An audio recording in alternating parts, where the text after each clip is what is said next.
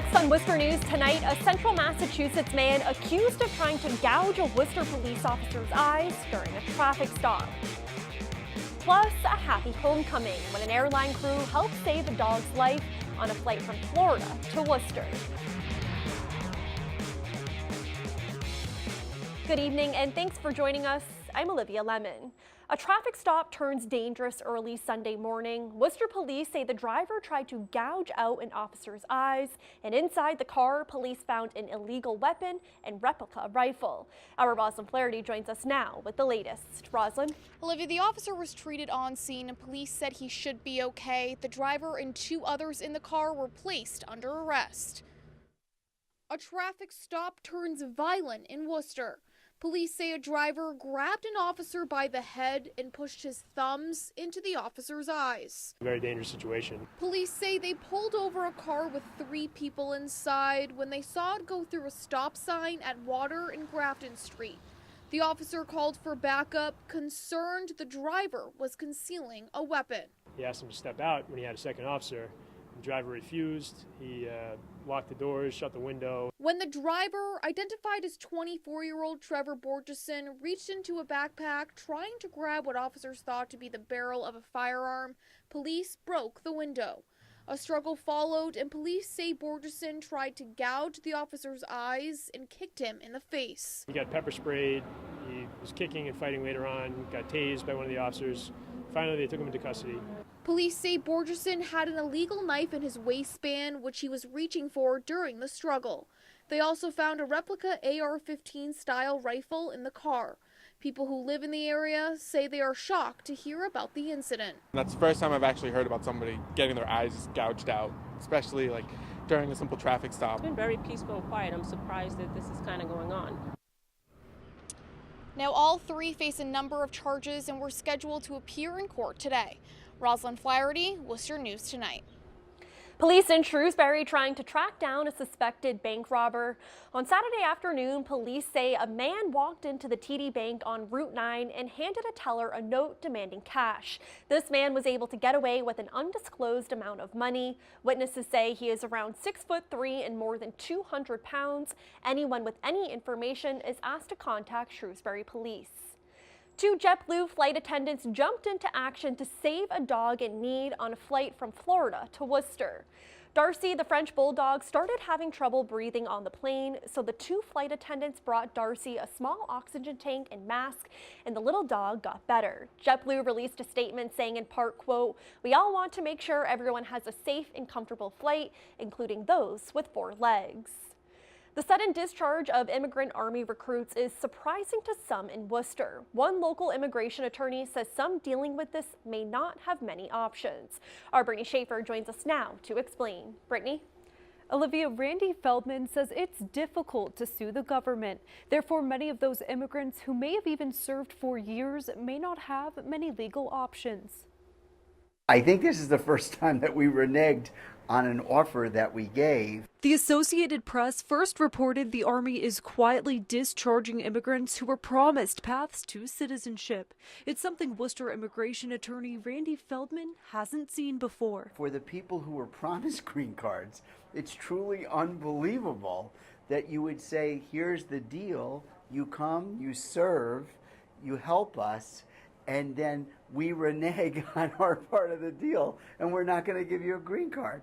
Feldman doesn't have any clients dealing with this yet, but says the dozens of immigrants who are may not have a lot of legal options. It's very hard to sue the government, right? The government protects itself very much on lawsuits. It's just a moral reckoning that the U.S. government is failing on, but maybe not a legal reckoning. I don't know the details of the contract. The Army reportedly recruited the immigrants to increase language skills. The program was ended in 2016, reportedly due to security concerns. I'm thinking, you don't let anybody join unless you've done every security check known to man and women before you let them join. So who knows what's going on? It's just not very fair for these people. Feldman says immigrants have had a long history serving our country dating back to the Revolutionary War, and this is unheard of. Brittany Schaefer, Worcester News Tonight. Nearly 400 students displaced from hurricanes in Puerto Rico and surrounding islands have found new schools in Worcester. The city is second in the state with hurricane-displaced students. Springfield had more than 680 students from Puerto Rico and the U.S. Virgin Islands as of May 25th. Last week, Governor Charlie Baker announced the last round of emergency funding to help districts pay for the influx of unexpected new students. Worcester received the largest cut at nearly $1.3 million. In total, the state distributed more than $8.2 million to 122 school districts just last week. Worcester is ranked among one of the most well-run cities in America. It's according to a new WalletHub study. The report lists Worcester at number 50 among 150 cities for operating efficiency, ranking better than Springfield at number 69 and Boston at 81. 2018's Best and Worst Run Cities in America study focused on 6 service categories, including financial stability, education, health, safety, economy, and infrastructure and pollution. The Massachusetts Secretary of State's office is officially announcing questions appearing on November's ballot. Question 1 could limit the number of patients assigned to nurses at state hospitals. Question 2 would create a commission to explore amendments to the U.S. Constitution on corporate rights and corporate election spending.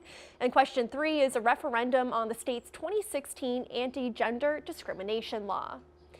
In today's wellness report, ticks remain a threat this summer and personal protection measures like insect repellent and wearing long pants are essential. But there are other things you can do to reduce the numbers in your own backyard. Christy Lee explains. There's a whole lot of different ways to minimize ticks in the environment. Ticks rely on the blood of different animals, including humans, to grow and reproduce. So one way to reduce tick exposures is to manage the critters carrying them. Deer are really the big kahuna with ticks. It can be a thrill to see a beautiful fawn walk into the yard, but when you realize that these very animals may be leaving ticks in your yard as they pass through, it suddenly takes on some new meanings. Reducing the deer in your yard isn't easy, but repellent sprays and fencing can help. Ticks can also hitch a ride on smaller animals, so you should pay attention to rodents too. Not telling anyone you have to kill all the animals in your area, but you probably do want to make it a little less pleasant for them to nest right up against your structure, because that's not where you want ticks. Landscaping can also have an impact on your chances of having ticks in your yard. Grass is a great thing for tick management. Anytime you have low or no foliage, it's going to be unfriendly to ticks. Landscape barriers like mulch or pea gravel between wooded areas in your lawn is also helpful. Put play structures or seating even further in from that barrier. If you have a mown lawn and you can put that swing set, for instance, on like a wood chip or a stone bed that's at least 3 yards away from that the edge of the lawn, you're in very good shape for minimizing ticks. Finally, pesticides can help. And I know the drawback with sprays is a lot of people don't want to put a pesticide in the environment. But you have to keep in mind that this is really selective areas where you're treating. Christy Lee, Worcester News Tonight. Well, it was a beautiful summer day out there today with temperatures in the high 80s. Today's heat comes with some relief from the humidity we saw last week. Dozens were out at Regatta Point this afternoon enjoying the sunshine.